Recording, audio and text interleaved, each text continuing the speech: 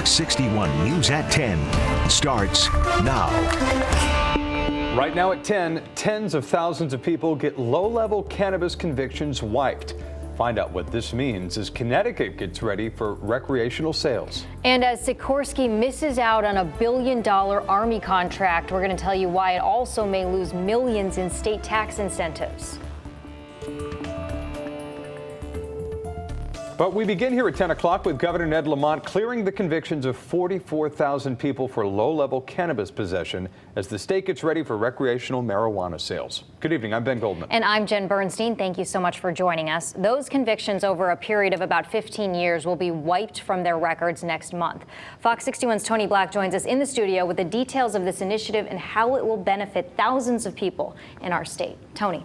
Yeah, Ben and Jen, criminal records in 44,000 cases will be fully or partially erased on January 1st. Now, this effort aims to help those with prior cannabis possession convictions find housing, jobs, and schooling without having that burden on their back.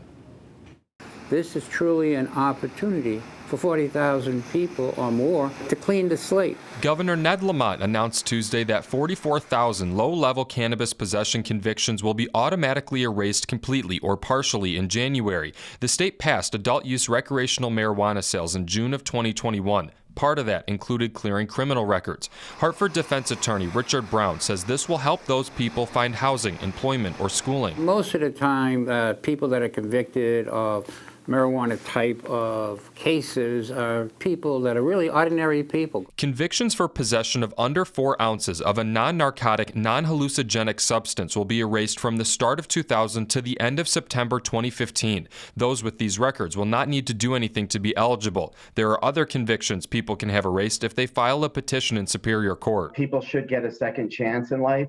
I am concerned, though, over the last 10 years, we've seen a real casual attitude taken toward our criminal justice system. Republican House Minority Leader Vincent Candelora says he understands low-level convictions shouldn't hold people back. He says there should be an effort on those convicted to clear their record instead of it being done for them. His concern with this action is that some may have certain non-cannabis related felonies erased in the future. The public needs to realize that the scope of that clean slate law goes much far further. Brown says cannabis convictions have a greater impact on minority populations. The ACLU reports black people are 4 times more likely to be arrested for marijuana possession than white people in Connecticut. Candelora says the state took action in 2012 to try and help this problem by changing low-level cannabis convictions to infractions instead of offenses. We're not really dealing with those that traffic in significant drugs. The attorney says this move will save taxpayers thousands because those eligible won't have to go through the state's pardon board. The state has already invested millions of dollars into the technology to clean these records. They expect it to be fully implemented later next year. In the studio, Tony Black, Fox 61 News. All right, Tony, thank you very much. We want to check in with Chief Meteorologist Rachel Frank for a first look at the forecast. And Rachel, we have some rain coming in. Yeah, it is a wet night ahead, but also warm with temperatures that are in the 50s. And this rain is still going to be out there off and on into the day tomorrow, too. It took a while before the steadier rain ended up moving in today, but now it is here. And we even have a few locally heavier downpours, one around Kent, another in Plymouth here in Litchfield County. Steady rain across New Haven County with a downpour right now in Branford. Don't you love falling asleep to the sound of rain on your roof? It's going to be a good sleeping night for us. Coventry into Storrs seeing some heavier downpours. That's moving into northeastern Connecticut too. And you can rest easy knowing we're not expecting any flooding issues while you sleep overnight, and noticing that we have more rain to get through. There's another round coming in out of eastern Pennsylvania. Look at these temperatures. We're in the 50s across the state. The exception is Windsor Locks, where colder air is more dense and it's just kind of stuck in that northern valley location. Heading out the door tomorrow, grab an umbrella. You do not need a winter coat. Check out these numbers. We're looking at highs that will climb into the upper 50s as we head through the afternoon, off and on showers, so it won't rain straight through the day. And in between, when it's not raining, it's just kind of cloudy and misty with areas of patchy fog. And as we head towards the late afternoon, early evening, we're drying things out. What about the rest of the week? Your full forecast coming up. Thank you, Rachel. New at 10 tonight, civil rights leaders say that there's a nationwide rise in racist and anti-Semitic incidents. People in one Connecticut town are seeing some disturbing messages. Leaders are saying to stop these kinds of incidents, people need to speak up against them. Fox 61's Gabby Molina joining us live in Southbury tonight to explain what was found there and now what the town's doing in response to it. Gabby? Ben, here in Southbury, there were messages of white supremacy found in several places around town, but this is not the only Connecticut town to see an incident similar to this. And experts say that it points to a larger problem that's being seen across our state and across the country. I think what we're seeing is a rise in hate speech overall in Connecticut and across this country. A concerning increase of incidents involving racism, white supremacy, anti-Semitism, and other forms of discrimination. According to the most recent FBI data, hate crimes rose to the highest level in over a decade in 2020. And the Anti-Defamation League reports anti-Semitism reached an all-time high in the U.S. in 2021. And unfortunately, you don't have to go far to find it.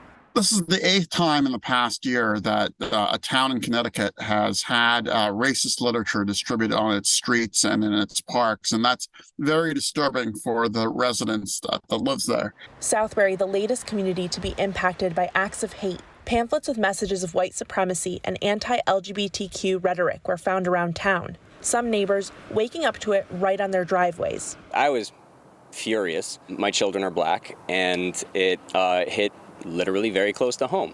And that was difficult for me to think that my children could pick this up and read it and feel some kind of way about themselves. Experts say these extreme views are becoming all too common. When you see very visible instances of it appearing more often and in public, you have to ask yourself why this is. You can certainly point to public figures who now are openly associating themselves and espousing racist views. Which is why the people of Southbury say this is not something that can be ignored. I really believe that if you don't stop it from happening, it will grow, and that's what hate does. Hate is like a cancer. A group called Justice Southbury has held rallies for racial equity and social justice every Sunday for more than 2 years straight.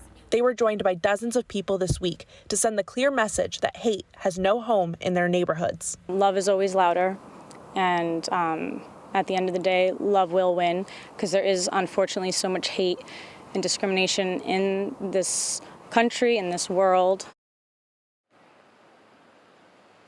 Connecticut State Police says that it is aware of this incident, but no formal complaints have been filed. Coming up on the Fox 61 News at 11, we'll hear from local clergy who are also trying to spread messages of love and acceptance in response to this. Live in Southbury, Gabby Molina, Fox 61 News. Gabby, thank you.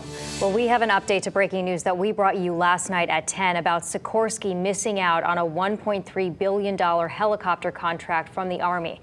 It comes after state lawmakers approved $75 million in tax incentives back in May to keep Sikorsky in Stratford for 20 years. Governor Lamont says $50 million of that agreement was contingent on Sikorsky winning that contract. No, you do not get credit for this phase of the project. They didn't win it. We really wanted that contract, and it was an important contract, but that doesn't change the fact that Sikorsky is still a really, really important company here in the state. Sikorsky is still in the running for a different contract. State leaders say the company isn't planning any layoffs and is staying here in Connecticut. A man arrested for running away from police after a shooting and a crash in Newington faced a judge today. 20-year-old Xander Estramera faces several charges in connection to last night's incident. Police say they were called to investigate shots fired on Monte Vista Avenue as they were on the scene. Another call came in for a crash at the intersection of Cedar Street and Willard Avenue. Police say they saw Estramera walking away from the crash scene. They told him to stop, but he kept on going. Eventually, officers caught up to him and arrested him. Police say they found a gun Estramera tried to get rid of and that he was driving at least 80 miles an hour on Willard Avenue when the crash took place. There were people in the car with him. They were injured, but they are expected to survive. New video at 10 shows the iconic Q Bridge in New Haven ready to honor what it's officially named after. The Pearl Harbor Memorial Bridge is lit up in red, white, and blue tonight. That's before tomorrow, which is a day that lives in infamy. Wednesday is going to mark 81 years since the attack on Pearl Harbor, which thrust the U.S. into World War II. Governor Lamont has directed flags to fly at half-staff to honor those who were killed.